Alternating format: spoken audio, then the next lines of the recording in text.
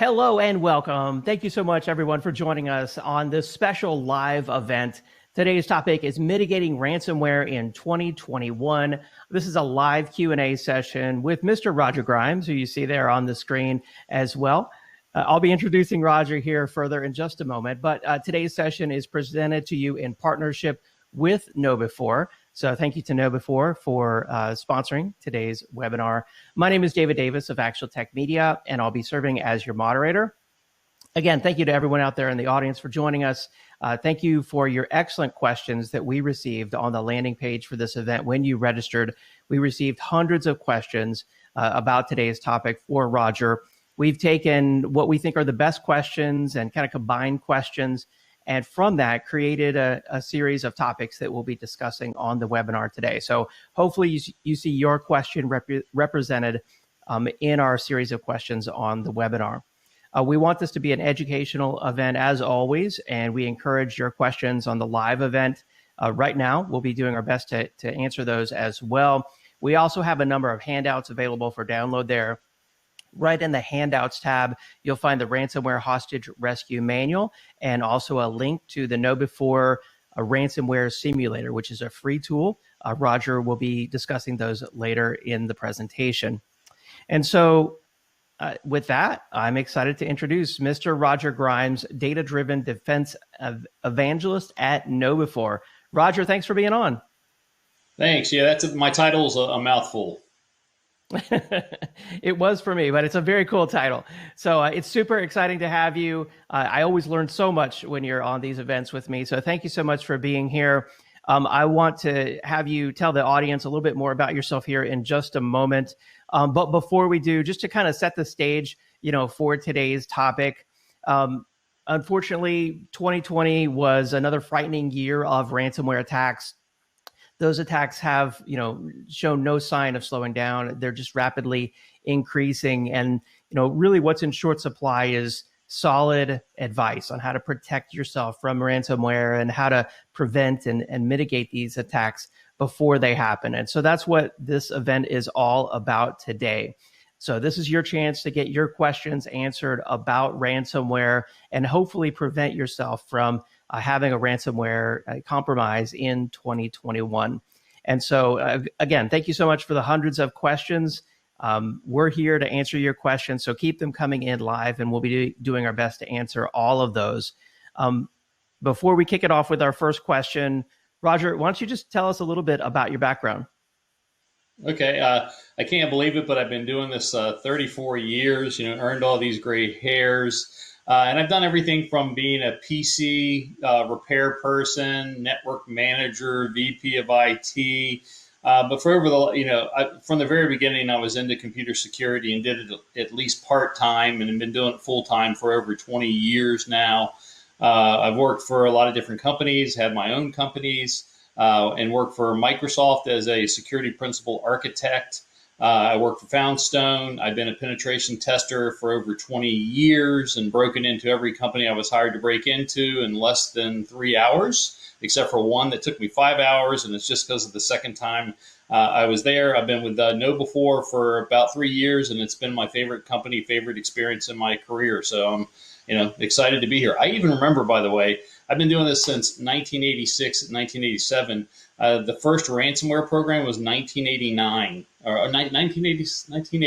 called the AIDS Cop Trojan.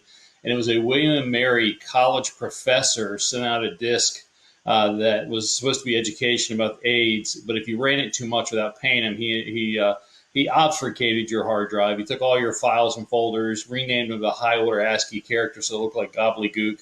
And John McAfee of McAfee Antivirus fame actually wrote a kind of a de-obfuscator, and that kind of helped make him famous. But so ransomware, which we're talking about today, it's actually been around for a long, long time. But yeah, certainly every year I'm like, it can't get worse. And then somehow it just does. Like every year I'm like, I can't believe I thought that was bad, because this is really bad.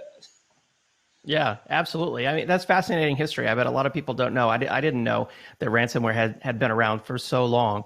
So, I mean, I know you've published a lot of different books over the years. Why don't you tell us about your most recent book? Is that the Cryptography Apocalypse? No, I've actually written 4 in the last 3 years. Matter of fact, I'm taking a break right Wow. now. But that one's about quantum computers and quantum cryptography and how quantum computers are going to break traditional public key cryptography and what you need to do to protect yourself. But my most recent book, my 12th one, just came out called Hacking Multi-Factor Authentication. Just because so many people think that, oh, if I get MFA, I can't be hacked. And I'm like, in that book, I discuss over 50 ways you can be hacked. Including I can hack any MFA solution at least 4 different ways, most of them 5 to 11.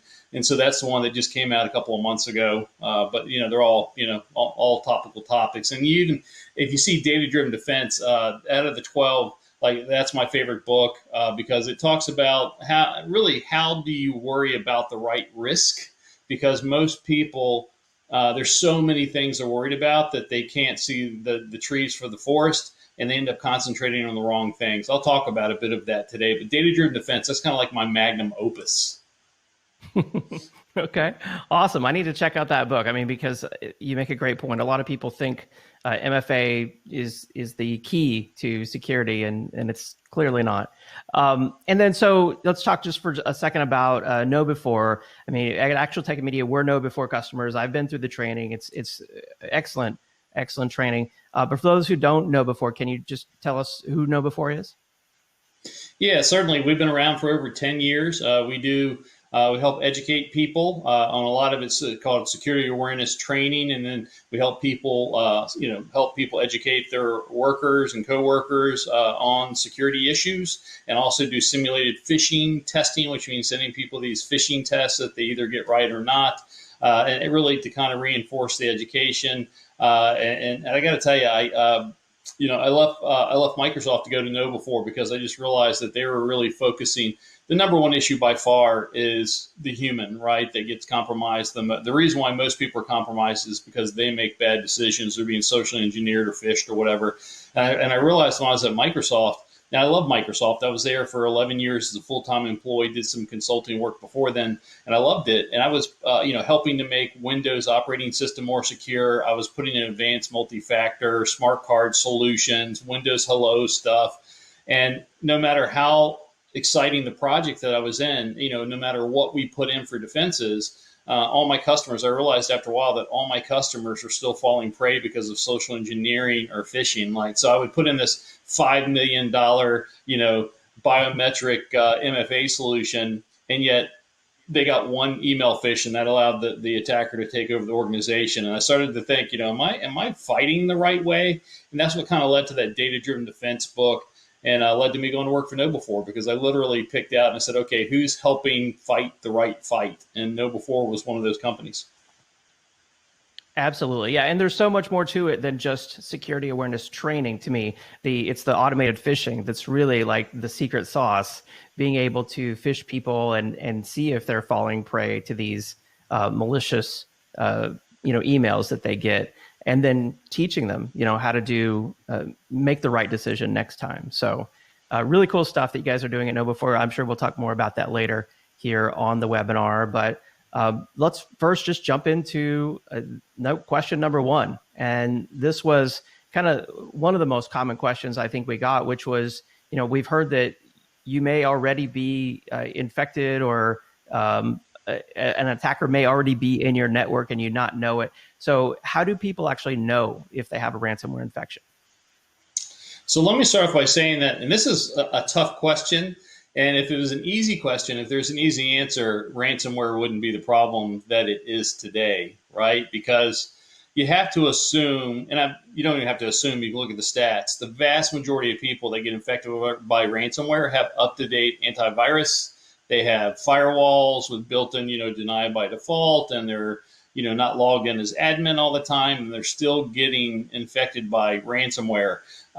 So it's not an easy answer, but this is some of the things. So there are ways, if you're paying attention, if you're monitoring things, you absolutely can. And probably number one way is if you start to get new processes and tools that aren't authorized. So that means you really have to know what's running on your network, what's running on your devices. And that can be really difficult because, the average machine could have 100 to 150, 200 processes running.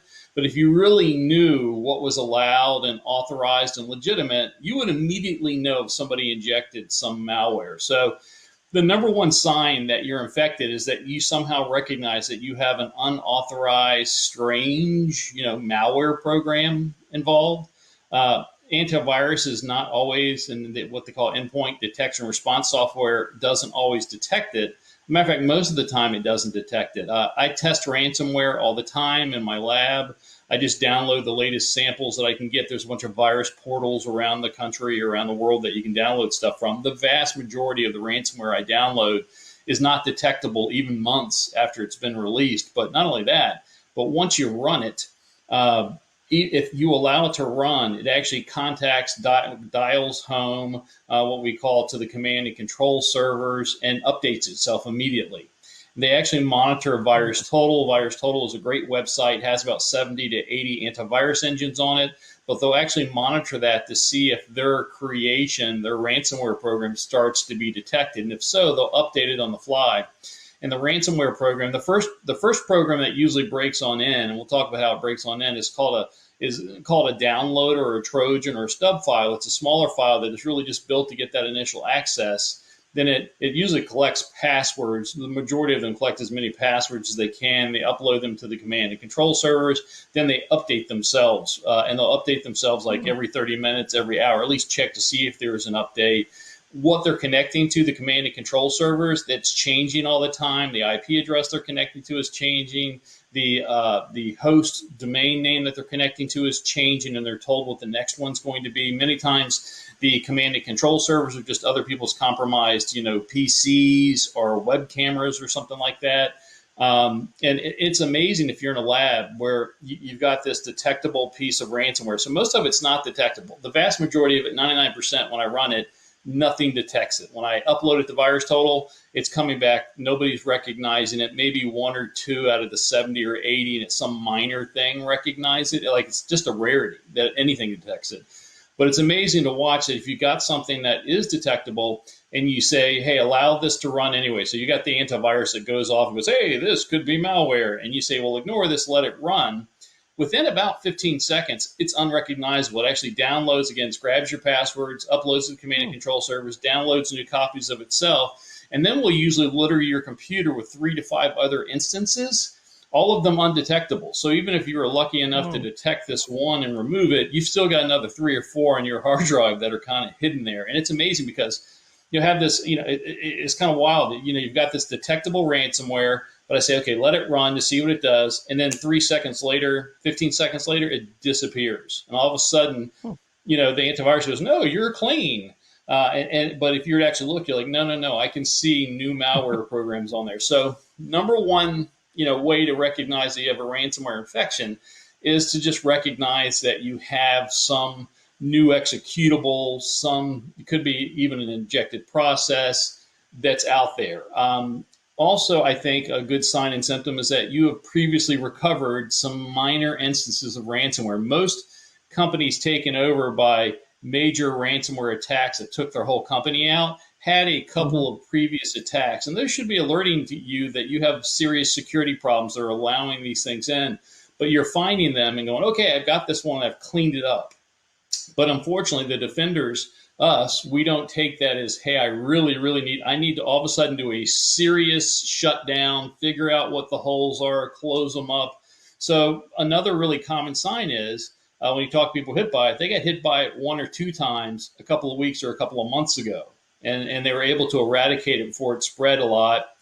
Another sign and symptom is you start finding random hacker tools out on your network, like you'll find, Mimikatz or Empire PowerShell or whatever the latest, hacking flavor is. I remember I was at this one Fortune 5 company, really big company, and they're like, yeah, we detected Mimikatz and PW dump, password dump. We detected on the domain controller and we erased it. What a great job. And I'm like, but why is it there? Like they just didn't even have the interest to figure out why is it there.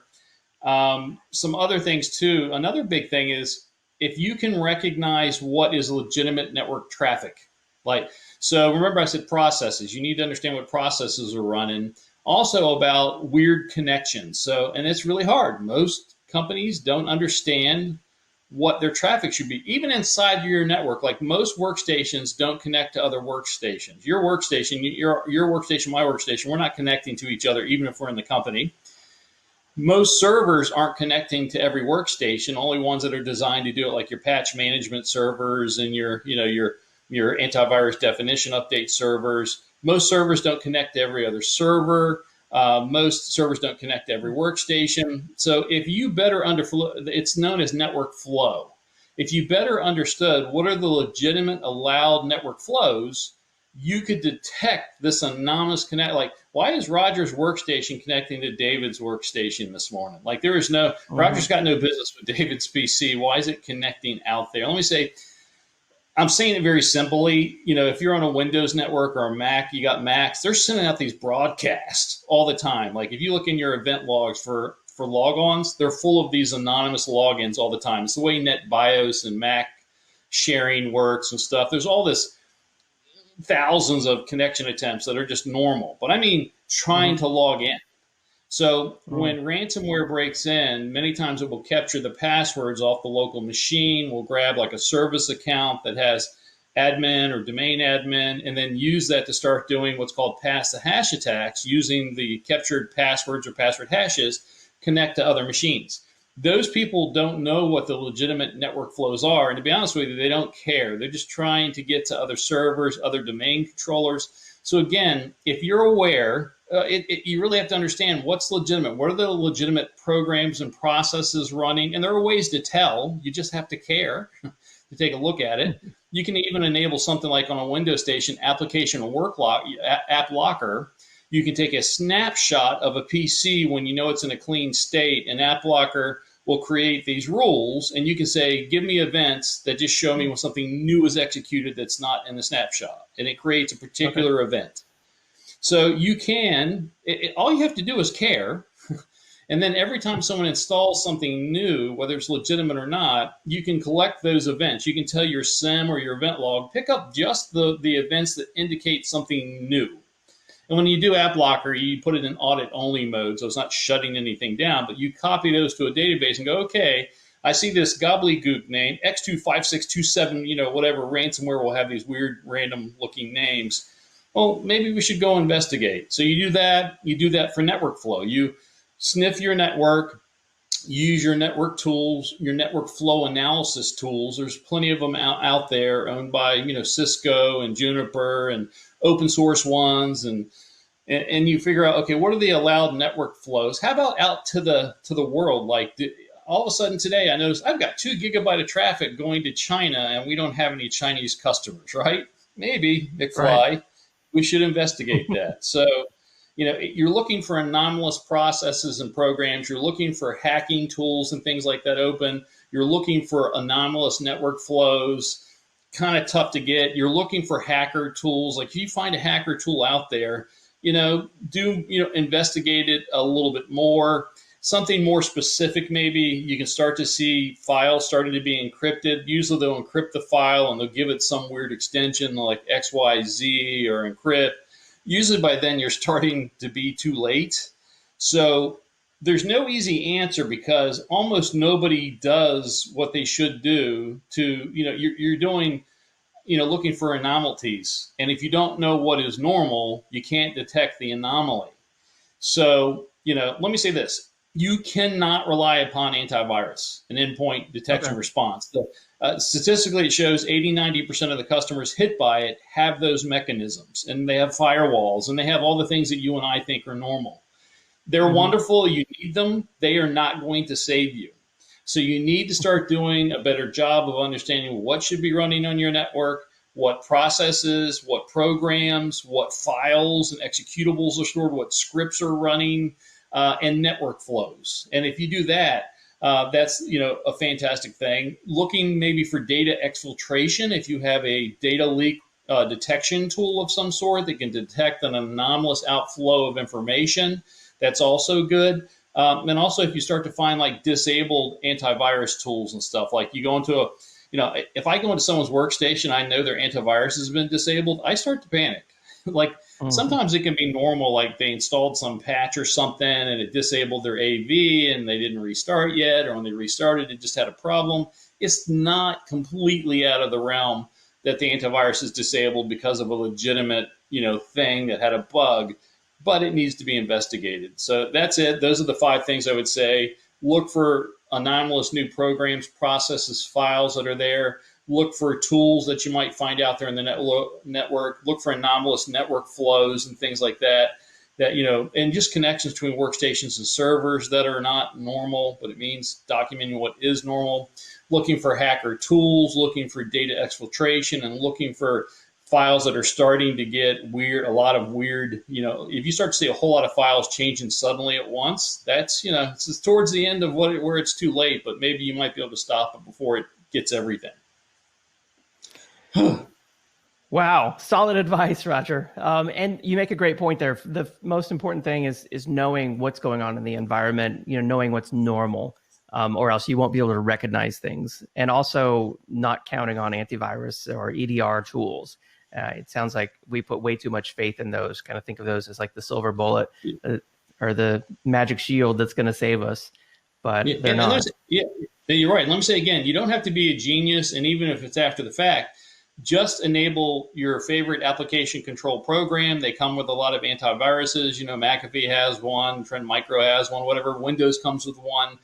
Enable it in audit only mode, snapshot what is real, and just say, okay, just let me know when something new. Now, Roger and David could have installed some new program, a new snapshot program, a new program they like. They're installing Visio, but at least you're getting someone in the network is getting this alert that says, okay, this new thing that you did not install has now been installed.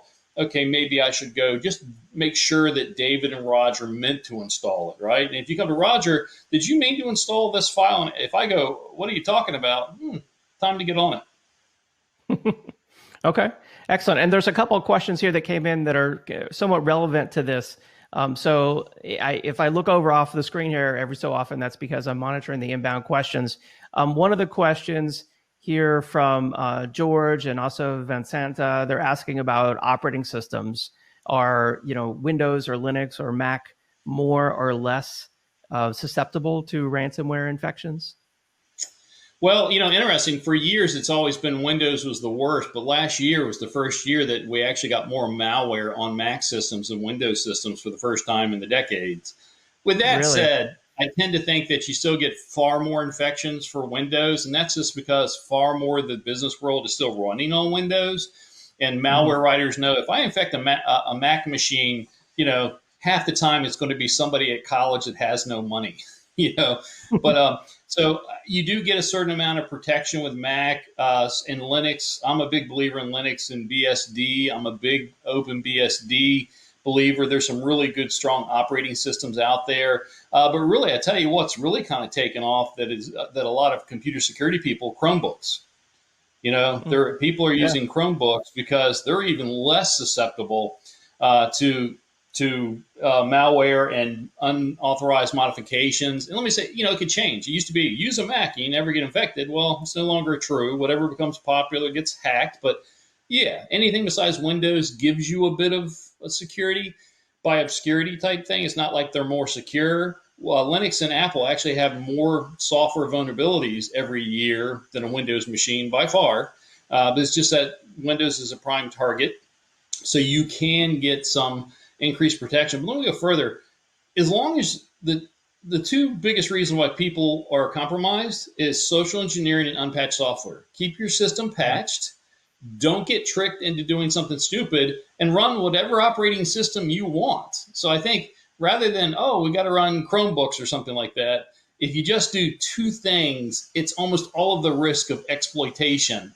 And instead of worrying about change, I've got to learn a new operating system or something like that, you can be social engineered out of your password. I don't care if you're running Chrome OS. It's going to be harder to maybe install a Trojan on your system because that Trojan only works on Windows or Macs or something. But the vast majority of phishing is, hey, give me your credential, and that's going to work no matter what operating system you have. Yeah, absolutely. And I mean, I see a lot of even phishing attacks for, SaaS services like Office 365 or something like that, that really aren't even related to a specific operating system. So Great point. That's a great point. That's a great point. You beat me on that one. I didn't even think about that one. But yeah, when you do like open authorization with the Office 365 and you click and say accidentally give it permissions, it doesn't care what OS you gave it permissions from. You've now just given it permissions to all your documents in O365. Game on. Yeah, great point. And then another question here: does a VPN stop a ransomware attack? No. Short answer. Perfect. All right, let's keep it moving. We'll go on here to our next question. How does ransomware get in? Is it always via email? So there's the two major ways. So 70 to 90% of all malicious data breaches, digital data breaches, come from social engineering of some type. And then 20 to 40% of it's caused by unpatched software. Those two things together account for 90 to 99% of all risk. Those two things. Everything else is minor compared to everything else added up all together that you can think of. Insider attack, USB keys, password guessing, all that sort of stuff. Only accounts for 1 to 9% of the risk, 1 to 10% of the risk in most environments. Wow. So how does it get in? Phishing? Typically phishing through email or phishing through a website. You can get phished a lot of different types of ways. Voicemail, voice phishing through a phone, social media, browser, desktop notification phishing, SMS phishing. But no, that this question is right in here. It's usually phishing via email that either somehow get your credentials, or it asks for your, or it asks you to run a program, and you end up launching some type of malware. You open a document, and the document, you got to enable macros or something like that. The vast majority of it, by far, is email phishing, followed by probably website phishing, and then there's unpatched software. Unpatched software is responsible for 20 to 40%. And then we do see occasional jumps from other means, just in ransomware. Like ransomware, for a long time, was attacking Microsoft's RDP, Remote Desktop Protocol, and it was attacking it either because it was unpatched or you had weak passwords. And so there was a period of time last year for a couple of months where they were successfully compromising people through RDP because of weak passwords or it not being patched. And that accounted for something like 10 to 20%, but that kind of died back down. Password guessing is a big part. I think I saw one survey that said that USB key, which is overall not a huge malicious mechanism anymore. Conficker years ago, Conficker spread that way a lot. It died down. But then last year, we actually saw a kick up just in ransomware in particular. So I'm always telling people the number one ways that you're getting compromised, period, is social engineering and unpatched software. For ransomware, there does seem to be this, weak passwords, unpatched RDP, and USB key modality. And last year, I think they kicked up to like 20%, something like that. And I was like, oh, wow, this is different. It quickly died down as people began to patch RDP, thank goodness.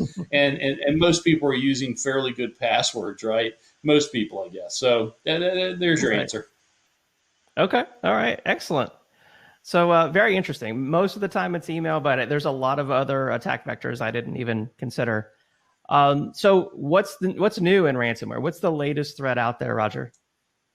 So this is when it's new over the last year. First time we saw it was November of 2019, and now it is the majority of ransomware attacks. Ransomware, we call it nuclear ransomware. It's doing 4 or 5 things that are distinctly much more destructive and that you can't be saved by a backup on. And that is, number one, that it's exfiltrating data.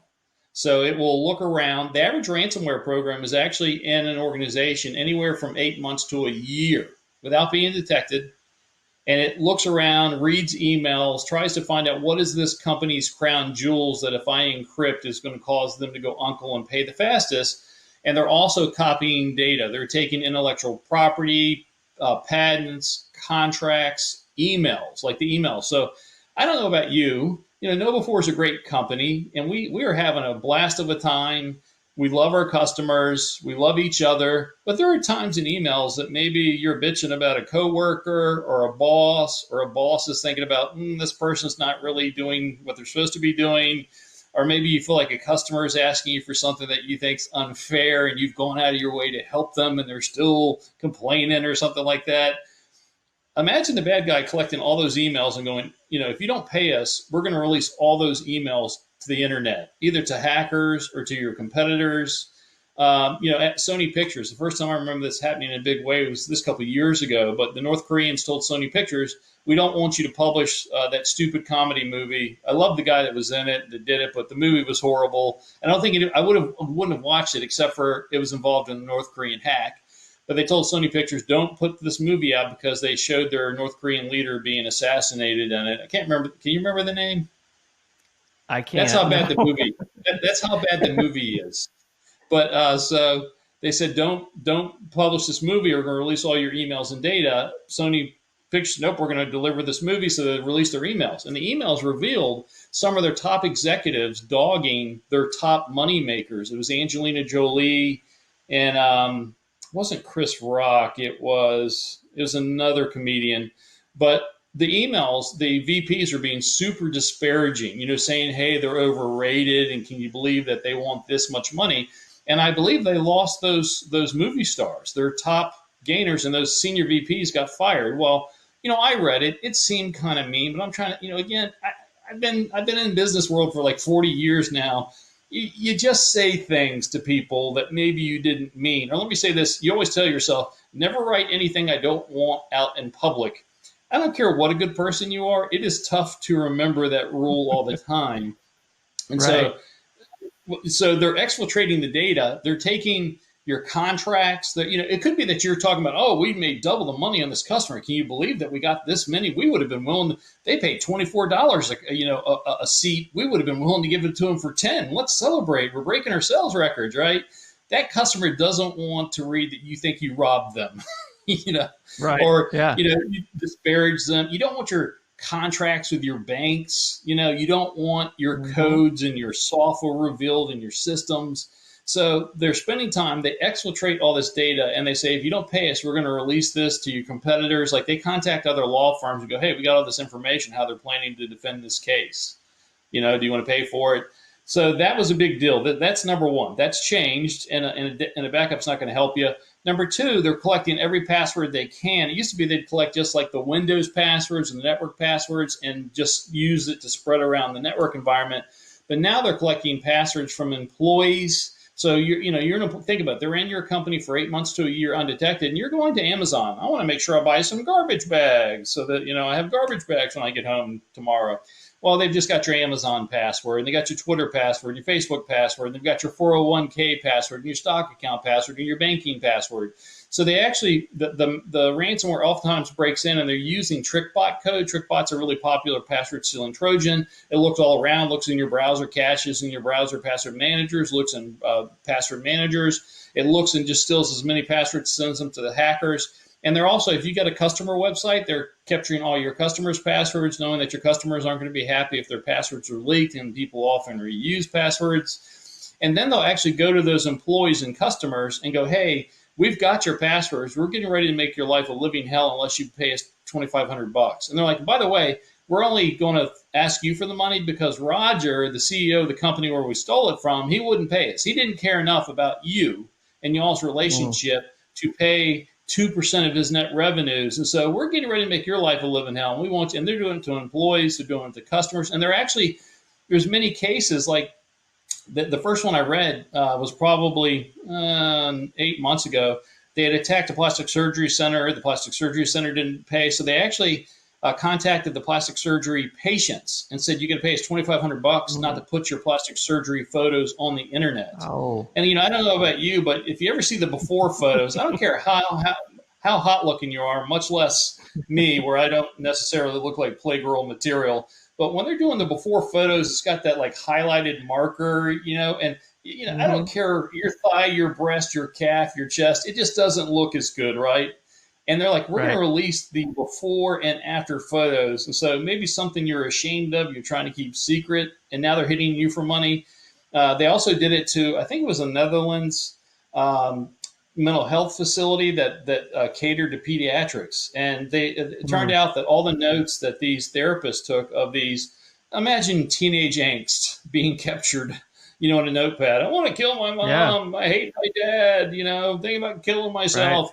And then they stole all that information and went to the patient and said, if you don't pay us, we're going to put your most intimate thoughts that you shared with a therapist 10 years ago out on the Mm. internet. And they did. And they did.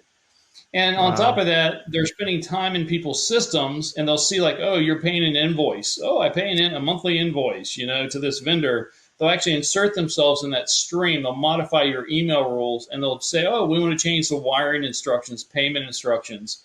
And they'll actually, and the person's like, are you sure? And they're like, yeah. So your partner is getting an email coming from the person they're normally doing business from a legitimate email address that they do business with all the time, and that person is responding. All they have to do is call to confirm, but they don't know not to because their friend Betty, who they've dealt with for 2 years, is responding to them, and Betty doesn't know Mm-hmm. what's happening. So it's a combination. So we call it nuclear ransomware. It's that they're exfiltrating data, they're stealing passwords of employees and customers. They're then attacking the employees and customers, and they're threatening the employees and customers, and they're doing what we call third-party phishing, where you know this person. And lastly, they're actually shaming these people. They actually have PR websites where they'll publicize they broke into somebody's company, and they'll end up saying they'll actually post parts of the data to prove they have the data, and they'll say either this person did or didn't pay. Like, it's so, if you're thinking trying to keep it quiet, good luck, because they are pushing it out to the world. They got Twitter accounts and websites, and it's pretty crazy stuff. I mean, that's really horrifying. I mean, so even if you have backups, you get your data back. Well, that's great. But your customers are humiliated, your employees are humiliated. Maybe you emailed the business plans and your product ideas for the next 5 years, and now those are public. And maybe they intersected your wire transfers and took a ton of money. I mean, that could easily put any company out of business, even if you have the backup data. Yeah, if you don't pay, they're releasing the data, and they've done it to large companies, small companies. And let me say, on a positive note, if you pay, they tend not to do all of that stuff. So if they're like, hey, if you pay us, we're not going to release this data. As far as I know, they have honored that, and it's to their benefit. Honor among thieves. That if they didn't honor that, well, nobody would ever pay. But so they Right. and really they're just trying to get this maximum leverage, stress leverage, because they just want to get paid. They're like, well, I'll do whatever it takes to hurt you. Like, I remember when COVID started last year, they're like, we're not going to attack hospitals. Well, within about 2 weeks, they were not only attacking hospitals, but attacking them at their busiest, overridden time. And a couple times it killed people, right, that had to be rerouted and they didn't make it. They didn't care. They're like, oh, we're going to go from not attacking hospitals to, we've realized that's a really great time that these people are going to be stressed and people are working from home and they've got too many patients to deal with. This is an excellent time to attack. And I don't think these people want to kill people. They just want to get paid. And if they have to kill people to get paid, well, that's just the cost of doing business. Wow. It's scary. Scary. To go back to a previous question, the name of the movie with the Sony hack was The Interview with James Franco and Seth Rogen. Yeah. So thank you to Adam. Yeah. Yeah. Thank you to Adam, Tina, Erica, and Daniel, and Terry, and Mandy, all of who said the name of the movie or replied. So we appreciate that. Even the title is boring. The title is boring. I watched the movie. God bless them. It was garbage. I mean, it was stoner, fun garbage. But even for them, it wasn't as good as even their other stoner movies. But, North Korea wasn't having anything to do with it. Not at all. Let's see. Next question that came in we wanted to cover is on the screen here. What do you do once you have a ransomware infection? How do you prevent the spread? So you find these things, you think, oh, maybe we have a ransomware infection. It doesn't look exactly like you see in all the stock photos with the red screen and the skeleton and the lock, I'm guessing. But you think you have a ransomware infection. What do you do then, Roger? Well, there's always the big question, do you knock yourself off the internet or not? And a lot of experts say no. I'm in the camp that you should. You're trying to limit the spread.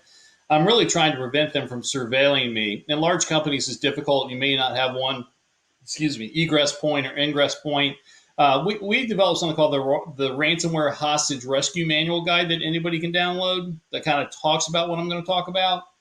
But I'm a big believer that if you don't have the talent, contact the talent. If you have an insurance company, a cybersecurity insurance company, contact them. Let's see. Talk to your IT people. Realize that, hey, we think we have a ransomware event happening, getting ready to happen. Talk to senior management. Get your lawyer involved, and then have the lawyer make the outside call to the insurance company or the incident response brokers to help you. There's people. I have friends that for a living, all they do is do ransomware recoveries. They do $1,500 a year. And kind of like a doctor, if I go to get a kidney operation, I want the doctor that has done 1,500 of them, not 5, that seems to take 30 minutes, not an hour, and the one that the nurses themselves would say I'd send my family member to. Ransomware event is not the time for you to start really thinking about it. You need to look at our Ransomware Hostage Rescue Manual Guide. We have expert hints about what to do in there. Realize that it could go far beyond just file encryption. So I'm a big believer in if you don't have the talent, reach out and get somebody that's been there, done that. Because, like with the insurance companies, they contract with these incident response brokers. They've been there, done that a million times, at least 1,000 times a year. But that insurance company doesn't want to pay out more money than they have to. So the people they deal with are very good about getting you back up and running quickly with the least amount of damage. So if you don't have the talent, that's what you need to do. If you don't want to do that, I'm, again, a believer that you should disable the connection, and you could have multiple connections.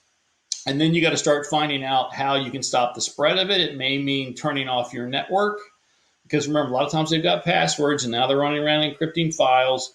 The problem is that the best thing you can do is try to identify the ransomware. Every different ransomware family has different plans of attacks and what they do. And there's some that if you disconnect from the network, it actually tells them to start going on their kill chain.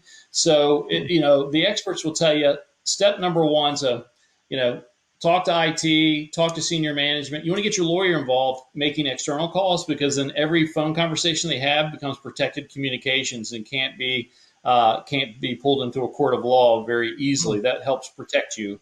Then get experts involved. Try to identify the ransomware. Start looking on an alternative device what that ransomware is, what it typically does. There are even some ransomwares where if you pay the ransom, the decryptors don't work that well. Most of them do. Most of them you pay the ransom and it all works great.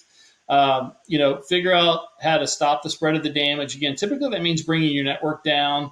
You have to change all your passwords, although these days, again, every password, not just the network passwords. You have to close down the holes that allowed these people into your environment in the first place. You have to detect and remove the malware. A lot of people will detect and remove the malware and then say, well, we're not going to pay, but they didn't close how the person got in there. And so the attacker breaks in again and is actually much more vicious and asks for more money. I know a lot of people where the initial ransom payment was, $3 million. They then fought back, said, we're not paying you, we got you out. Nope, those guys are already in. And sometimes they cause catastrophic, unrecoverable damage just because they're pissed. And now they're asking for $6 million. So that's something to keep in mind, that, you've got to be really, really good if you're saying you're not only this, but again, they could have your data outside. They oftentimes, over half the ransomware attacks now have exfiltrated your data. They have other passwords so they can bring you down in so many different ways, that the idea that you're going to just stop the ransomware and do it without, people are finding it harder and harder not to pay the ransom. Because of how good they've gotten. So that's what I would say is, find out what the ransomware is that you have. Are you dealing with a sophisticated family, not a sophisticated family? Do most people make it out of it? You want somebody that's been there, oh, you've got ransomware family A, you're going to have to pay the ransom. Or ransomware family D, even when people pay the ransom, it doesn't really turn out well. You're better off not doing it no matter how much the pain is. And then sometimes you'll get lucky and the person's like, oh, we've actually got a decryptor for that. And it's great if you have a decryptor, but you then have to make sure that they can't come back in and hurt you, or they're not releasing your data out on the internet. I think one of the key things to remember here is you need to let senior management know that ransomware isn't just about encrypting files anymore. There's all these other things that are completely once they've exfiltrated your data, they've got all your emails. It's a completely different conversation you need to have with management and risk management and the reputation of the company. Absolutely. Yeah, great points. It's a lot more complicated than just pulling the network plug and reformatting a drive or whatever it might be in the past with a simple virus. So let's see. Moving on here. I know time's flying by. I think we talked about this one actually already. If we have backups, isn't that going to save us? We got that question, and the answer was Prevention. No, right? Prevention is your only safety these days. You do, at the bare minimum, have to have a good backup and a reliable backup that you've tested restoring. Most people say they have it and they don't. And many times the attackers disable it, but you want to prove that people are like, oh, I restored a folder, I'm good, or a server. They're going to lock up 80 servers, an entire part of your network. Have you ever tried to restore that, right? I know people that paid the ransom just because as they started to do the restoration, they realized it's going to take 3 months to restore all these things. We need to get the decryptor key just because we don't have time to do the restore. I've heard that, yeah, that you have to test mass restores because just like you said, it might take more time to get the data back than it actually is just to pay the ransom. So yeah, great point. Next question, is there any way to prevent blackmail once they have the company data? If you let me know, the only way I know is if you've got some data encapsulation. A lot of it, like you have database field level encryption when they copy the data off the network, that it's still encrypted, and you can do some remote disable or remote delete. But if they have your data in plain text, I think it's game over. But if you can encapsulate, Microsoft had this remote, what's it called? Windows remote. I can't remember now.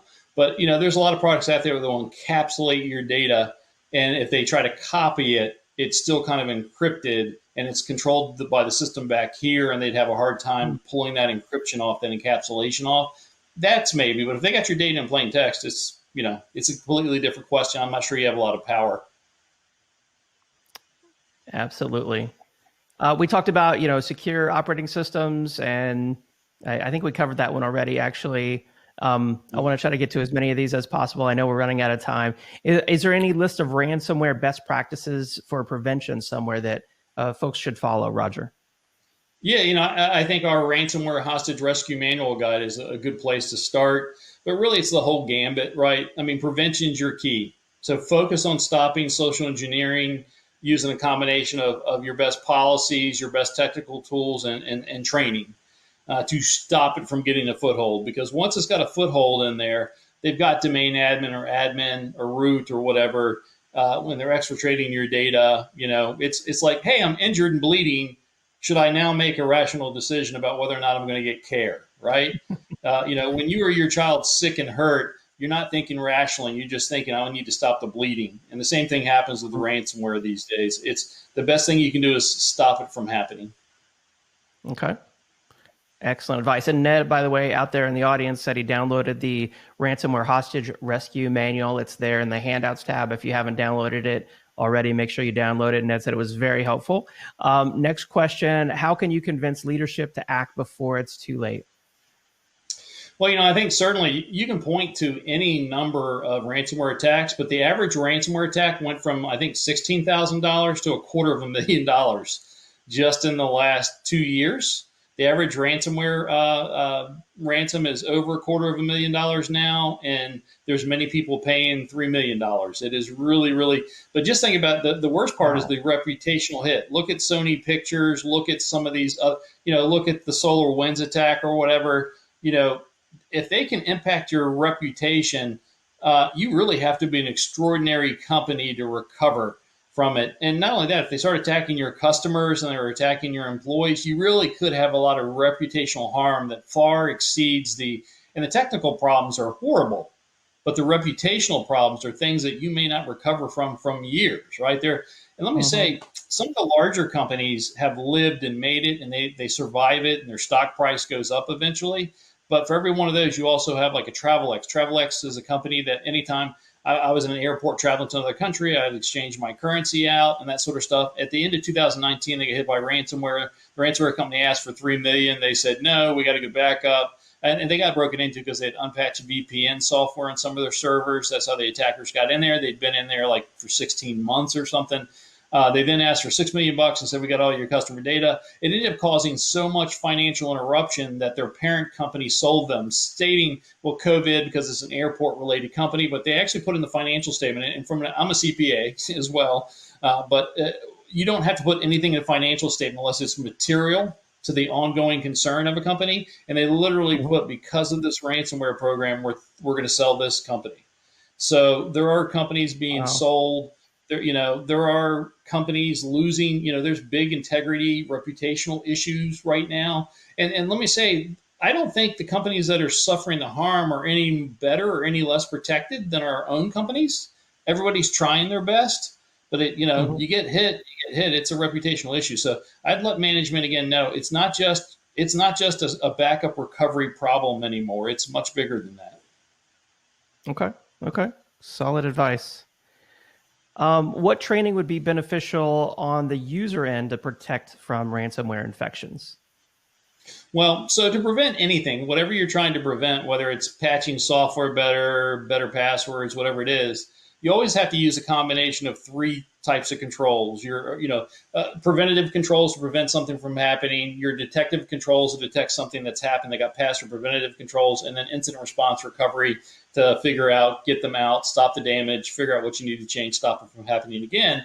And in order to do those preventative, detective, and response controls, you have to put in the best policies, the best technical defenses. Technical defenses, your firewalls, your antivirus, your secure configuration, not having people logged in as admin, and training. So you have to have a combination of all three. But the reason why you have to have training is the first two, policy and technical controls, for sure will fail multiple times a year. So you need to train your employees in how to recognize the most common types of things they will see. That could be emails or websites or maybe SMS messaging or social media engineering, social engineering, and then teach them, hey, once you see this, you need to report it, because if you just delete it, that doesn't help us figure out what's going on against our organization.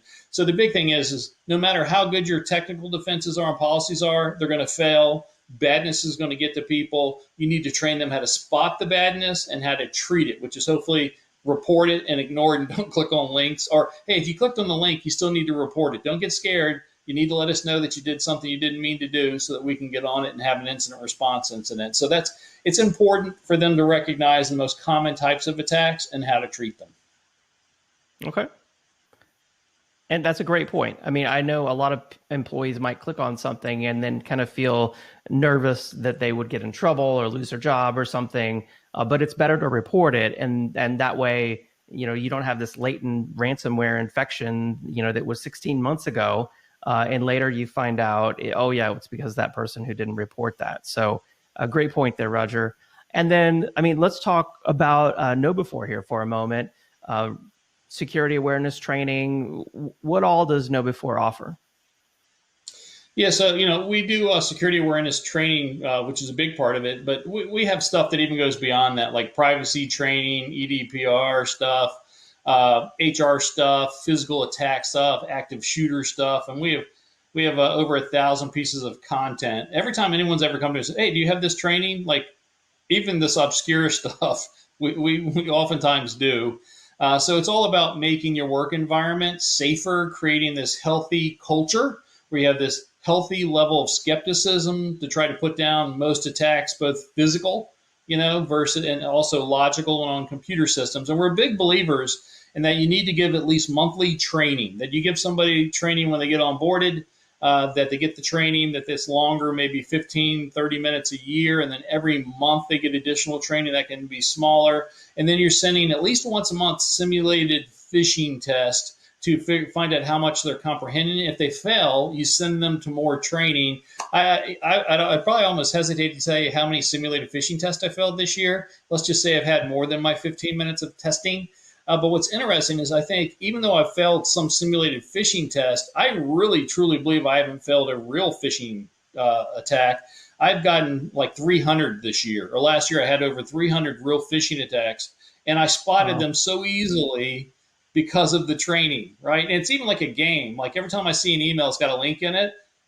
I've gamified it. I'm like, okay, is that real or is that fake? And I can't tell you how many people report like, hey, we saw that simulated phishing test you sent, and it wasn't a simulated phishing test. Like, I think every KnowBe4 admin that's running our software can tell you that they have employees going, I caught that phishing test you tried, and it wasn't a phishing test. And matter of fact, if you don't mind, go to that next slide. The statistics of if you teach people at least once a month, and then you do simulated phishing tests, our average customer will decrease the amount of real fish that is clicked on from about 38%, 40%. The average customer used to be like 33%. It's even going up now. So about a third of your employees to 40% of your employees will click on a phishing test or a real phishing thing, down to under 5% in a year. Again, just by doing training once a month and simulated phishing tests once a year. I don't know of where else you could get such a decrease in risk, right? And think about it again, phishing risk is 70 to 90% of all successful malicious data breaches. Stopping that from happening is one of the best investments you could make. And sadly enough, even though 70 to 90% of all successful attacks, most companies spend less than 5% of their IT security budget to stop it. And we're not saying it's got to be 70 to 90%, but maybe it should be more than 3%. Right. Right. And you make a great point about the gamification of this. I mean, I've taken the training courses from KnowBe4, and I had assumed they would just be videos. You just watch videos and videos and videos. But I was surprised actually at how short the videos were and how many different games there were that were kind of interspersed, in between the videos. And so it really made the training fun. So, and I think that's a great thing to do for anyone who wants to learn anything. Yeah, and let me say, even the videos are, if anyone's not heard of this, our Inside Man series of videos are like Netflix style level education. Like, never in my life, I've been doing this 34 years, have I ever had customers go, hey, when's your next video coming out? But that's what they're doing with the Inside Man series. We're coming out, I think, with our 3rd season soon. When I see it, like the first time I saw our Inside Man series, I went, oh my God, no one is going to be able to touch that. Like, that is just orders of magnitude better than what else is out there. I went, this is game changing. And it is. We have people literally that go, hey, can you offer this on Netflix? Yeah, absolutely. And I mean, like you say, the quality of training, I mean, I haven't had a training course before where I'm like, hey, what other training can I get access to? Your training was that type of training where it's like, hey, what else do you have? That was really cool. That was fun. I learned a lot. So let's see, we've got just a couple more minutes left. Before we go, I want to bring up this final slide. I know we're not going to be able to get to every question that's come in from the audience here. If folks have more questions, can they just email you there, Roger? Yeah, if you email me at rogerg@knowbe4.com, I'll respond to your question within 24 hours, unless I'm sick with COVID or something like that. Well, let's hope not. And you can follow me on LinkedIn and Twitter as well. Okay. Awesome. So we'll leave that up there for just a moment. Let's see if we can take maybe a couple more questions before we wrap up here. Roger, do you think that ransomware is on the rise due in part to the popularity of Bitcoin, or is that not really related? For sure. I mean, that happened like when Bitcoin got popular, ransomware, that was the defining moment because with Bitcoin, it's a lot harder to identify who they are. That increased, and it's as long as they can get paid without getting caught, they're going to keep doing it. So yes. Okay. Someone out there said, we just pushed our first phishing campaign with KnowBe4 today. Great product. Love to hear that. Any recommendations on endpoint detection or antivirus tools? No, although it's funny, Microsoft has this free product called Process Explorer. Download Process Explorer, and in that option, it says check virus total. What's cool is you run it, and it looks at every process running in your system and connects it and compares it to Google's virus total. And essentially, it's running all the executable, the hashes of all the executable on your computer against like 75 antivirus engines. And that is every antivirus will miss stuff, but when you got 70 or 80 of them, if there's something in your system, usually 1 or 2 will start to detect it. With that said, if it's only 1 engine detects it, it's almost always a false positive. But if you start getting 3 and 5, for sure you've got malware on there. I love Process Explorer with a virus total option. It's both free options. I love those options just because if someone says, I think my machine's infected, that's what I run if it's a Windows machine. Because in 1 minute I go, nope, you're clean. All right. Well, that'll have to be our bonus tip. Process Explorer, a free tool. We're out of time, I'm afraid, today. But Roger, it's been fantastic chatting with you here today and helping to answer so many questions about ransomware prevention. Thank you so much. Thank you, David. Thanks, everyone, for showing up and listening to me talk. And thank you to KnowBe4. Of course, for more information, visit KnowBe4.com and make sure you download that ransomware hostage rescue manual and check out the link to the free ransomware simulator tool there in the handouts tab. Thanks, everyone, and have a great day.